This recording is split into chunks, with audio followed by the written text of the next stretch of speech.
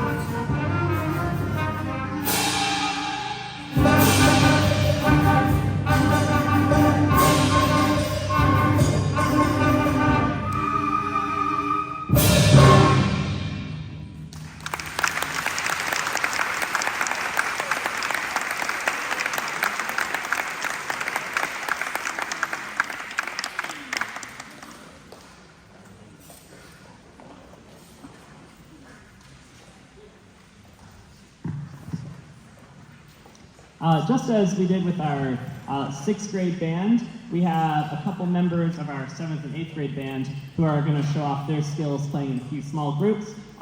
First up is going to be a flute duet by the Baroque composer Telemann, and this will be played by two of our 7th grade flute players, Zaylee and Lisa. Please step on up.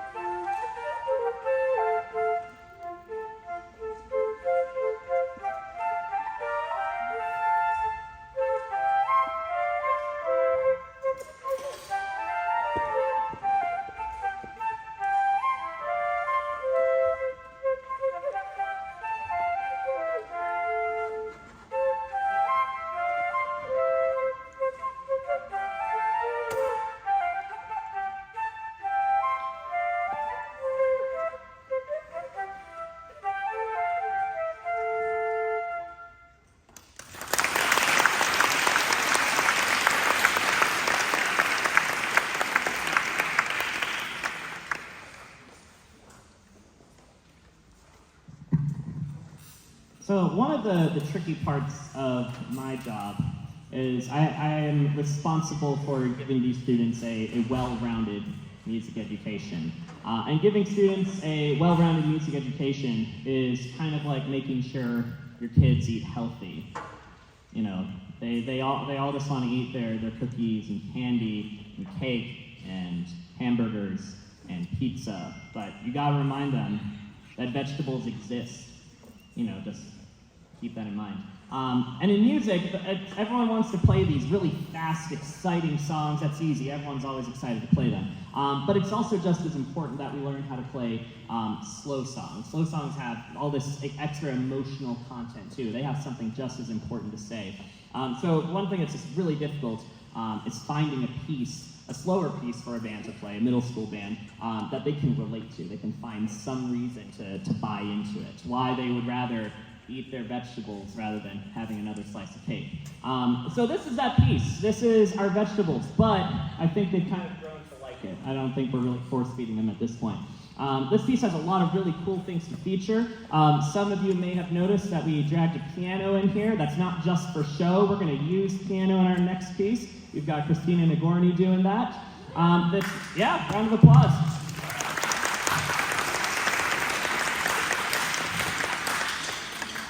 This next piece also, we're going to feature a flute soloist, and I've asked them a million times who's playing it today, but yet I always manage to forget. All right, Veronica Avila is going to play our solo today.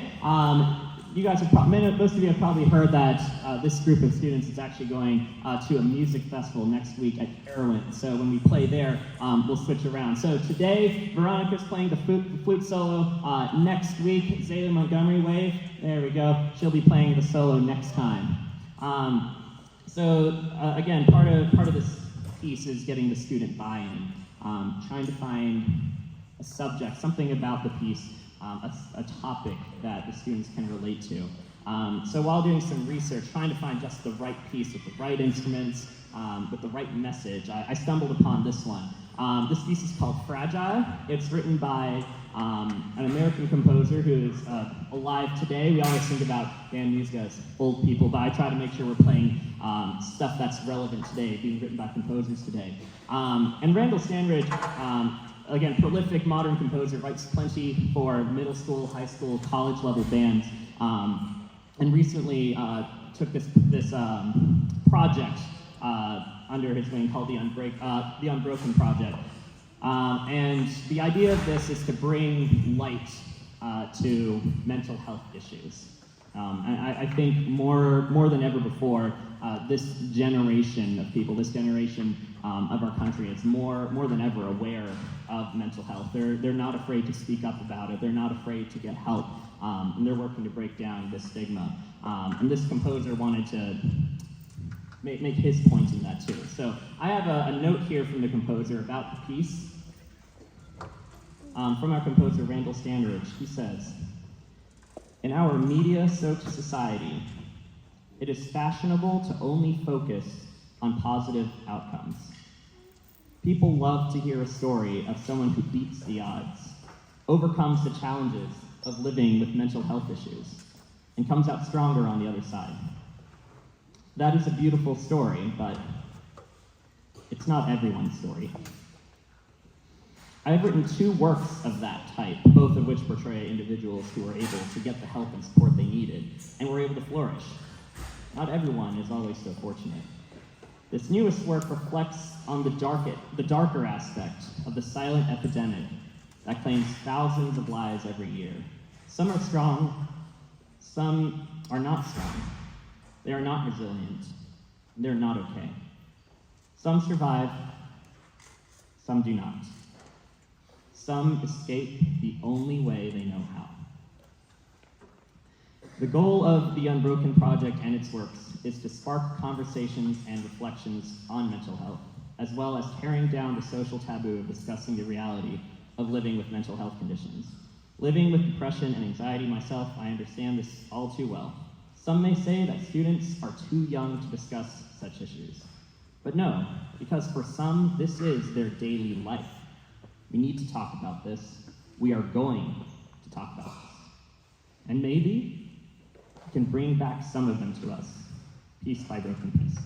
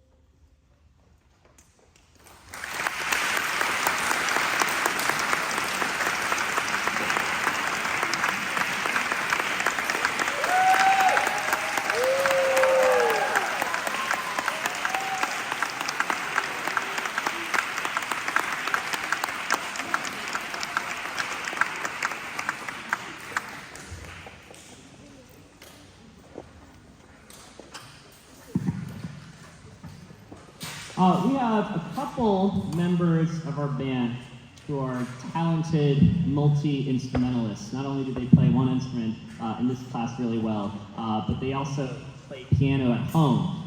So we're going to feature two of our pianists. First, we already heard from her, but she's going to play again. We've got Christina Warney, and she's going to play Golden Hour. Did I get that right?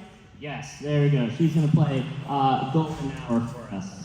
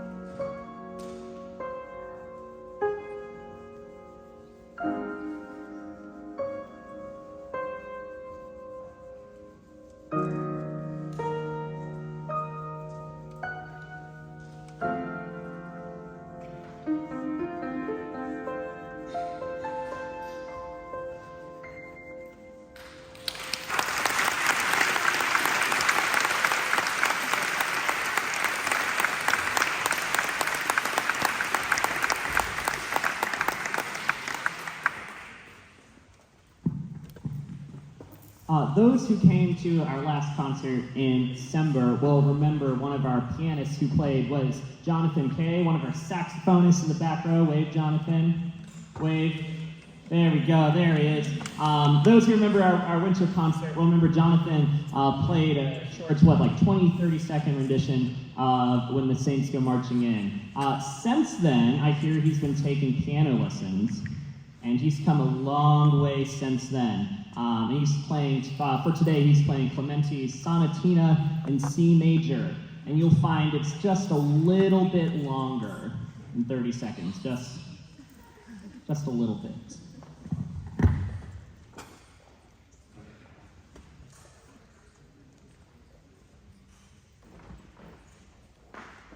You'll also note he is not bringing any sheet music with him. Keep that in mind.